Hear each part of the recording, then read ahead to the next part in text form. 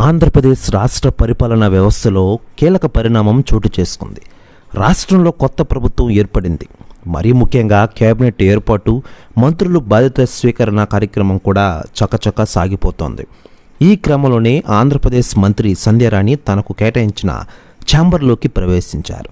మంత్రి ఛాంబర్లో సీఎం చంద్రబాబు నాయుడు గారి ఫోటోతో పాటు పక్కనే డిప్యూటీ సీఎం కళ్యాణ్ ఫోటో పెట్టుకున్నారు మంత్రి. ఇప్పుడు దీనిపై జోరుగా చర్చ జరుగుతోంది.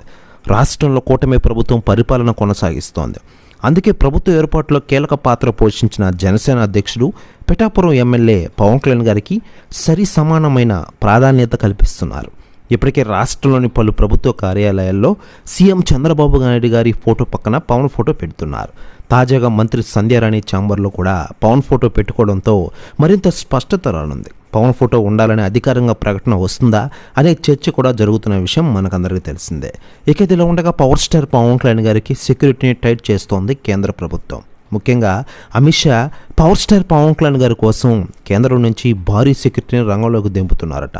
ఇదిరా పవన్ కళ్యాణ్ రేంజ్ అని పవన్ కళ్యాణ్ రంగంలో అంటూ ఉన్నారు.